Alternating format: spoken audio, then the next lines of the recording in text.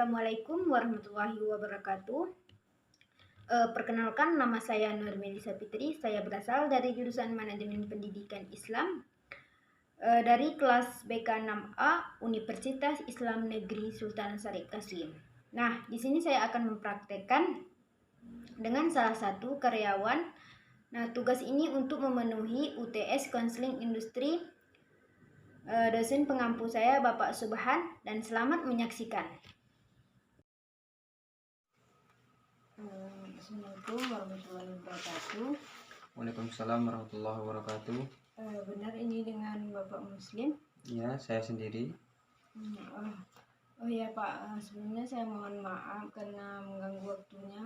Iya, tidak apa-apa.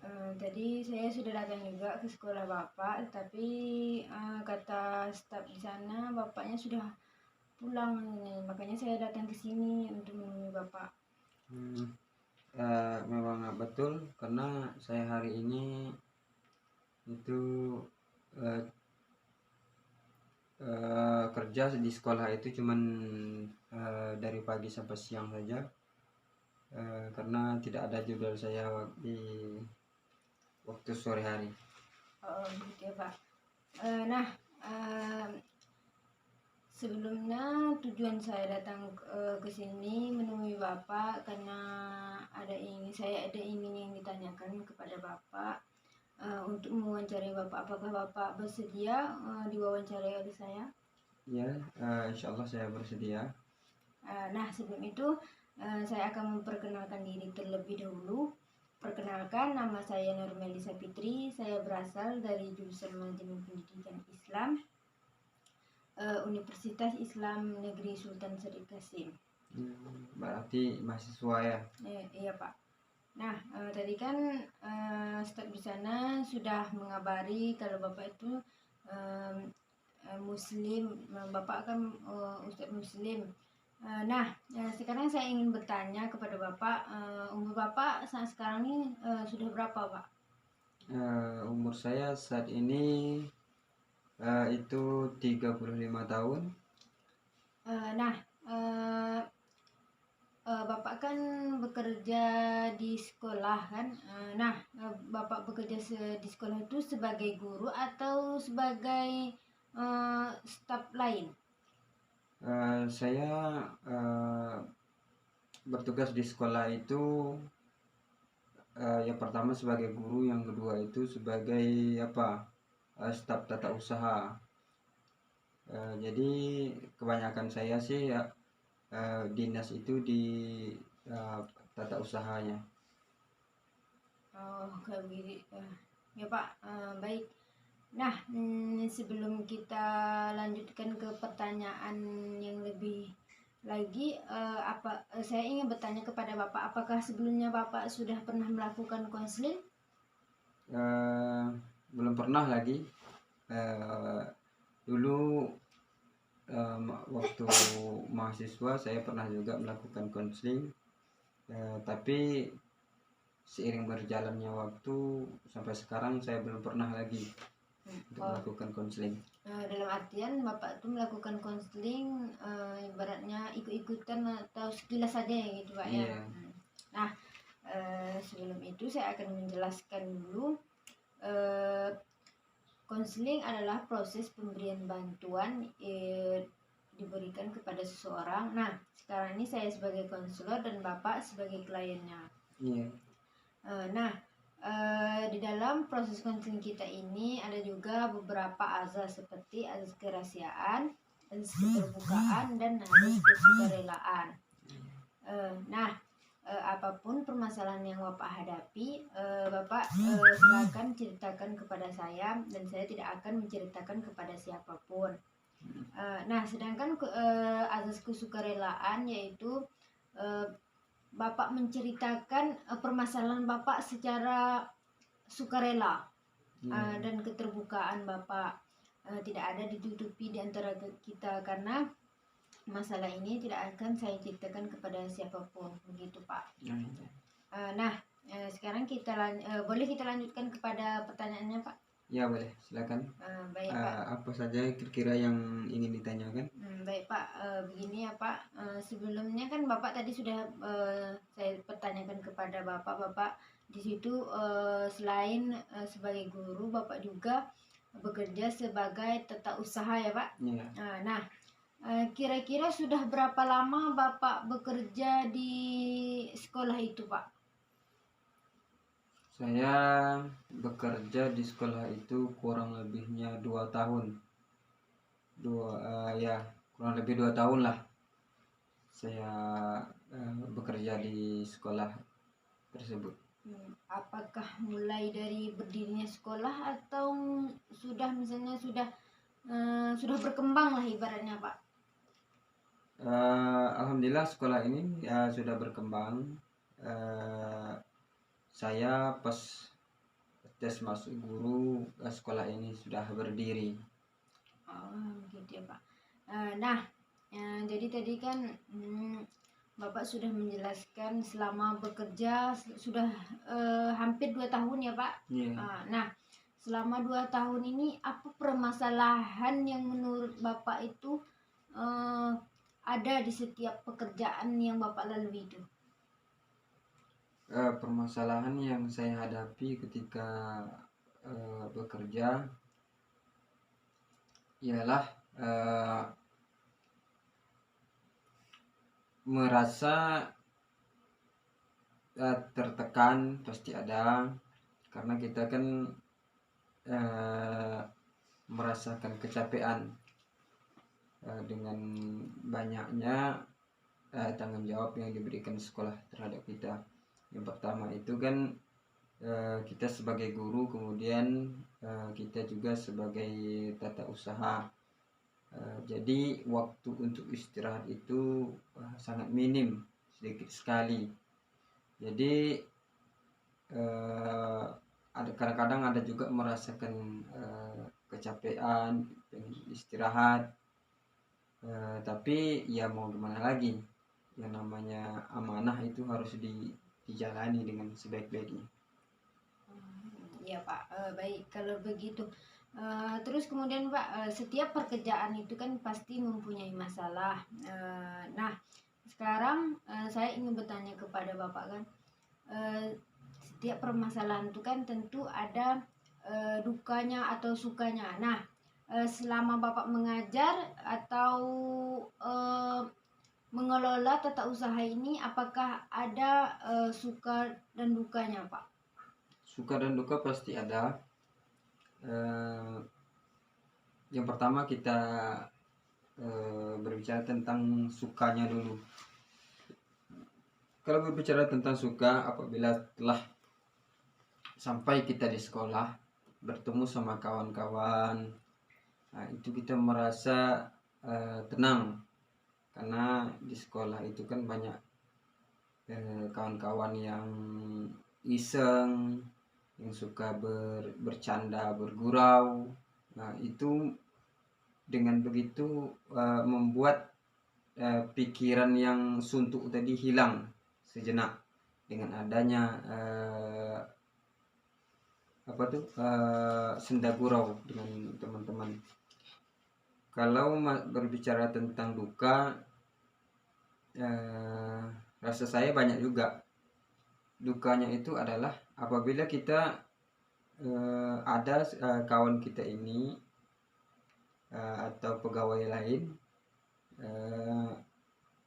dia itu tidak mau menyelesaikan tugasnya itu dengan baik. Sementara kita di sekolah itu kan memang sudah diberi takaran, oleh sekolah, si A segini harus diselesaikan tugas-tugasnya, si B segini, si C segini. Kemudian ada salah seorang guru itu tidak bisa dia menyelesaikan tugasnya itu dengan baik, bahkan dia itu tidak bisa mencapai target yang telah ditentukan. Nah, di situ kadang-kadang saya merasa kasihan terhadap kawan ini. Jadi kadang dia minta bantu juga sama saya kan untuk menyelesaikan, saya selesaikan. Sementara eh, tanggung jawab dia itu tidak diselesaikan dengan baik. Akhirnya apabila diketahui pihak sekolah, maka yang dimarahi itu atau yang diomeli sama kepala sekolah itu ialah kami berdua. Nah, karena saya itu sering membantunya dalam menyelesaikan tugasnya. Jadi ibaratnya kerjasama lah atau bagaimana Pak? Nah, ya kerjasama. Kerjasama. Iya, karena pihak sekolah itu kan istilahnya sudah memberikan tanggung jawab ke si A, ke si B, kemudian si B ini tidak bisa menyelesaikan, akhirnya dia minta bantu sama saya, padahal sekolah itu kan melarang. Masing-masing guru itu kan sudah diberi tanggung jawabnya masing-masing. Nah, tadi Bapak sudah menjelaskan adanya kerjasama. Nah, jadi kerjasama Bapak dengan guru-guru lain tadi seperti atau staf-staf lain itu ada nggak sih perbedaan pendapat gitu, kayak misalnya guru nih bilangnya kayak gini, terus Bapak maunya seperti ini gitu Pak?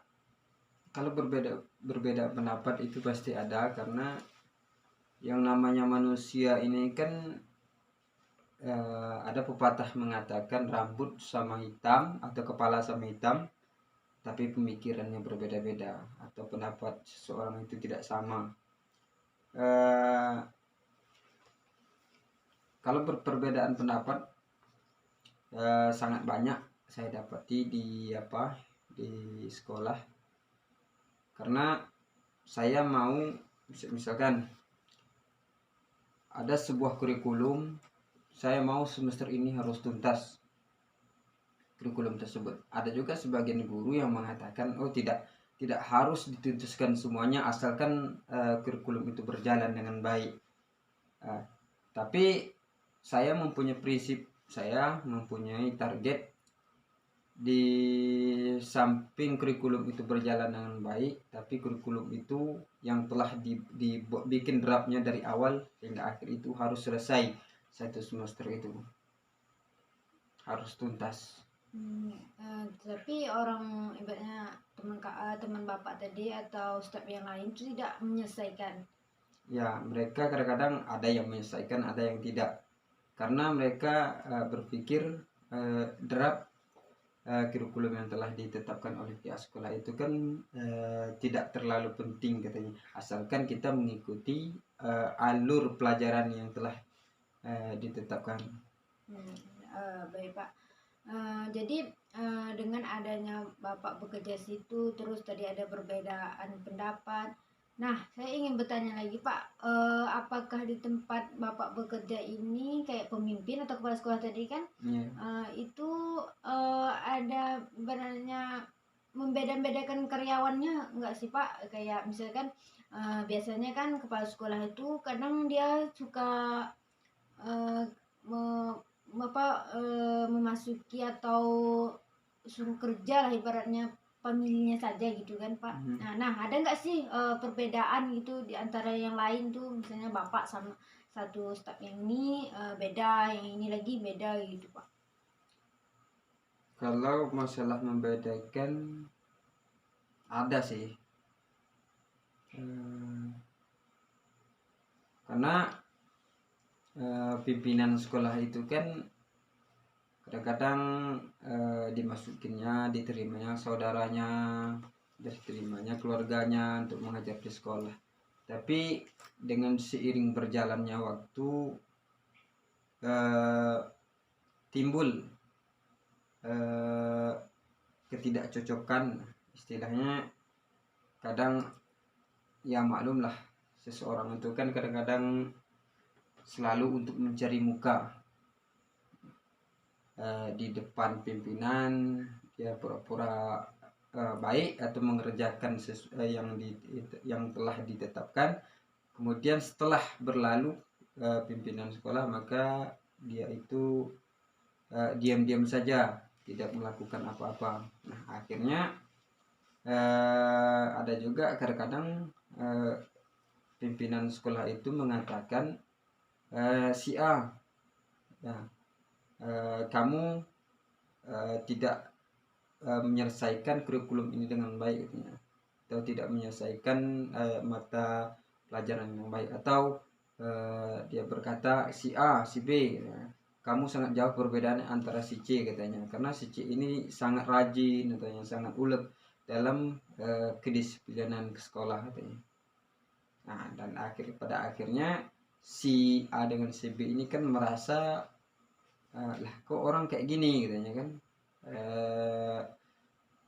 kita yang baik-baik aja dan kita yang selalu patuh dengan peraturan sekolah katanya kan, kok malah kita yang selalu disemprot atau dipermasalahkan, sementara dia yang kadang-kadang melanggar peraturan sekolah, tidak taat dengan tidak menyelesaikan kurikulum dengan baik. Dia yang bahkan dia sebaliknya yang dipuji oleh pimpinan. Jadi begitu ya Pak. Apa ada juga perbedaan dari kepala sekolah atau pemimpin Bapak ini? Nah, sekarang saya ingin bertanya lagi Pak. Dari semua problem yang Bapak hadapi tadi, bagaimana Bapak menyikapi masalah tersebut? Saya sih orangnya jika ada masalah, terutama di sekolah, jika itu tidak merugikan diri saya, maka saya cuek saja. Tapi apabila bersangkutan dengan diri saya, maka semaksimal mungkin saya berusaha untuk memperbaiki, walaupun itu teman saya sendiri misalnya yang melakukan kesalahan, atau diri saya sendiri melakukan kesalahan. Jika teman saya melakukan kesalahan, maka saya akan berbicara empat mata sama beliau. Saya bilang, Ustadz, antum tidak boleh begini, antum harus merubah sikap antum harus selalu menjaga tata tertib di sekolah. Dan apabila itu terjadi pada diri saya, dulu pernah terjadi pada diri saya itu, ya saya berpikir, kenapa saya seperti ini, apakah ada manfaatnya saya seperti ini, lalu apakah tidak bisa saya untuk merubah kinerja saya lebih baik lagi. Maka di situ saya berpikir bahwasanya kenapa orang bisa saya tidak bisa, kenapa orang itu bisa mentaati peraturan-peraturan yang ada sementara saya tidak. Maka disitulah saya mulai merubah diri saya untuk yang lebih baik lagi. Berarti itu tergantung pada diri kita sendiri ya Pak. Yeah. Kita sendiri yang merubah bagaimana kita ke depannya, apakah makin memburuk atau malah sebaliknya lebih baik gitu. Yeah. Nah, dari sekian banyak pertanyaan saya tadi yang saya tanyakan kepada Bapak. Nah, sebenarnya pekerjaan atau suasana seperti apa yang Bapak inginkan saat sedang bekerja gitu Pak? Suasana yang saya inginkan ketika saya bekerja itu adalah kedamaian, istilahnya tidak meribut. Apalagi kan di kalau di dalam lokal kan itu anak-anak itu kan kadang-kadang tidak bisa dicegah kita. Kadang-kadang dia main, kadang-kadang dia berisi-berisi. Mau kita marahi dia, nanti kena pula mental dia kan. Maka dengan perlahan-lahan kita bilang sama dia, jangan ribut. Sebaiknya kita adakan kuis supaya mereka itu kan lebih semangat lagi. Dan apabila saya bekerja ketika bertugas di ruang TU itu, saya sangat butuh keheningan atau ketenangan, karena di ruang TU itulah saya bisa menghilangkan sejenak pikiran-pikiran yang tidak tidak menyenangkan hati misalnya. Apalagi kita kan menghadap komputer atau laptop, kita butuh ketenangan, kefokusan yang sangat maksimal untuk hasil kinerja kita itu yang lebih baik. Baik Pak, ibaratnya kita itu memerlukan ketenangan untuk menghadapi suatu masalah, walaupun itu bukan masalah yang berat itu Pak. Iya. Nah, dari tadi kan ada permasalahan, ada problem. Nah, terus saya ingin bertanya lagi kepada Bapak ini, bagaimana kedisiplinan sekolah yang Bapak tepati sekarang, Pak? Kalau kedisiplinan di sekolah itu yang tempat saya bekerja sekarang itu sangat luar biasa. Jam 7 on time itu seluruh jajaran guru, majelis guru atau perangkat-perangkat yang lainnya itu harus menghadiri di sekolah, harus hadir di sekolah, karena sistem di sekolah itu adalah absen. Guru-guru atau pegawai-pegawainya itu di absen. Apabila telat dari jam 7 maka dinyatakan tidak hadir gurunya. Dan apabila ada guru-guru yang tidak hadir lewat dari 3 hari misalnya, maka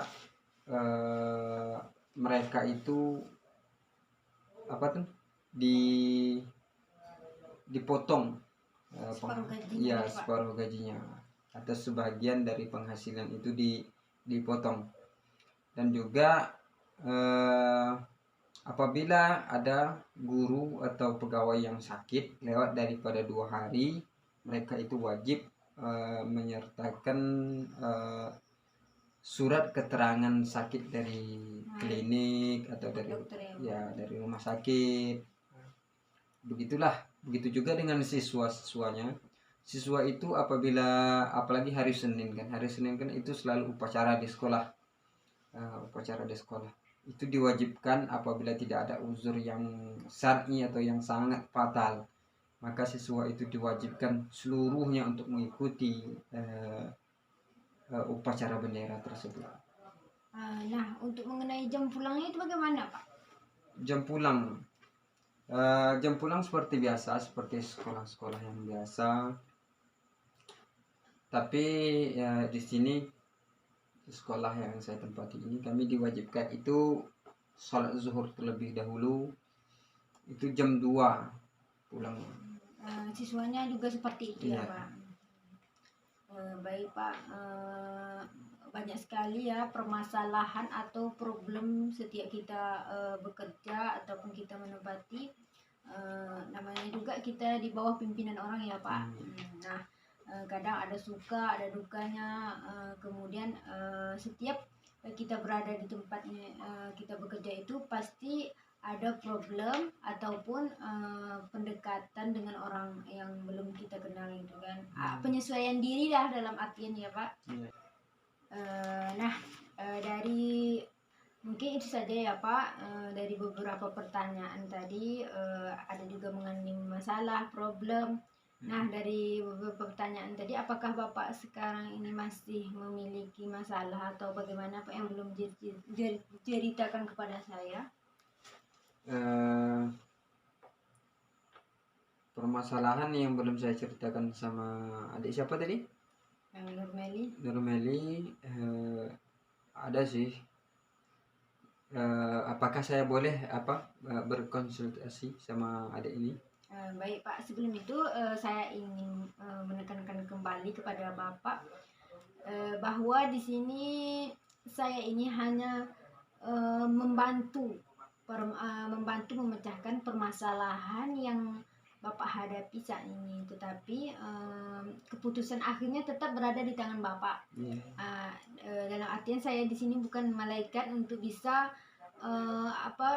menghilangkan permasalahan Bapak yang hadapi saat ini.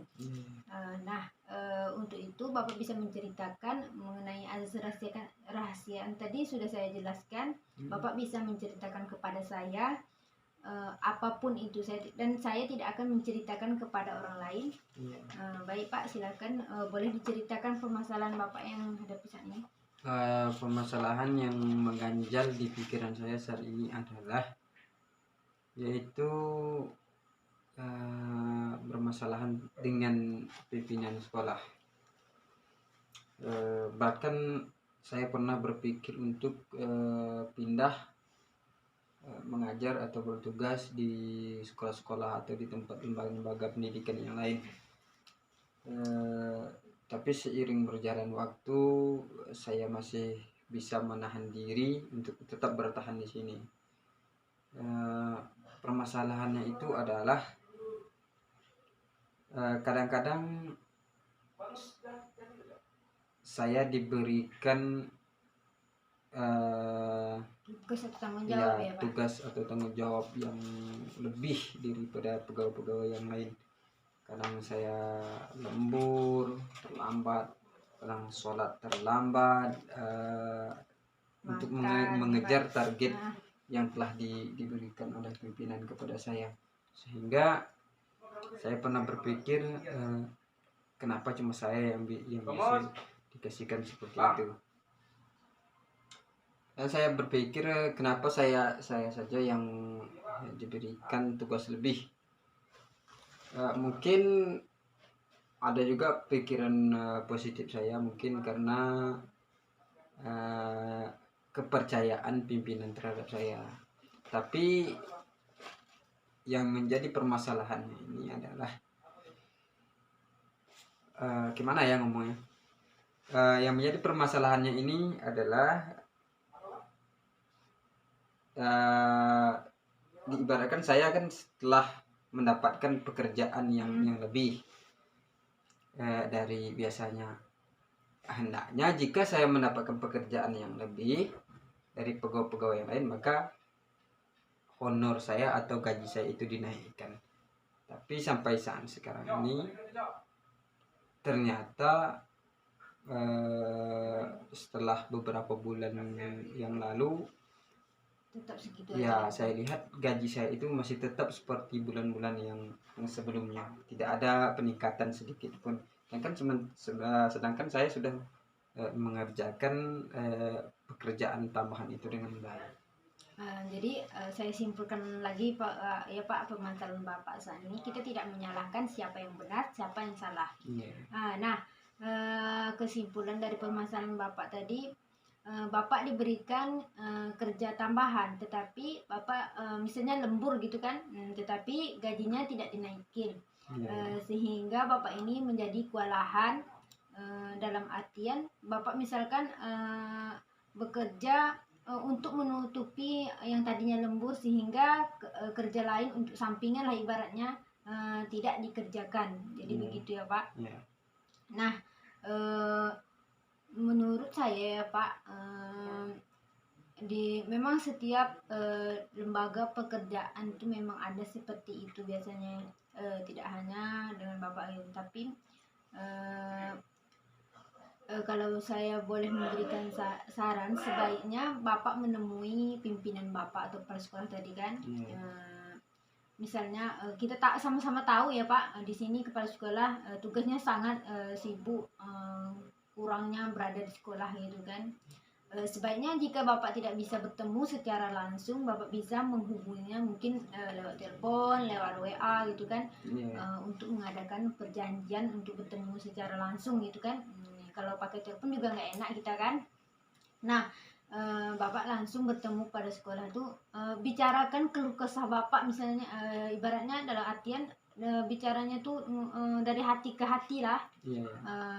Misalnya Bapak adukanlah semua permasalahan yang Bapak ada, misalnya tidak mencukupi gitu kan, tidak, misalkan dari pekerjaan Bapak tambahan tadi, tentunya Bapak ingin entah misalkan menyuruh orang gitu kan, menjadikan asisten Bapak itu untuk membantu. Tentunya kita harus ngasih uang lah ibaratnya kan, setidaknya kita kasih dia makan gitu kan, itu memerlukan separuh dari gaji kita juga kan. Nah, sebaiknya Bapak mengadakan pertemuan atau mungkin bisa minta bantuan ke kawan yang lain gitu untuk menemui kepala sekolah bagaimana bicara sebaik-baik mungkin. Di sini kita tidak menyalahkan kepala sekolah dan tidak juga membenarkannya. Sebaiknya Bapak seperti itu. Ya, ya. Nah, baik, terima kasih kepada adik Meli, mahasiswa UIN, jurusan Manajemen Pendidikan Islam di Fakultas Tarbiyah dan Keguruan ya. Iya Pak. Mudah-mudahan sarannya ini bisa membantu untuk memecahkan masalah yang saya hadapi saat ini. Iya Pak. Sekali lagi saya di sini hanya membantu ya Pak. Iya. Di situ tergantung kepada Bapak sendiri bagaimana menyikapi hal tersebut. Iya. Nah, saya terima kasih juga kepada Bapak telah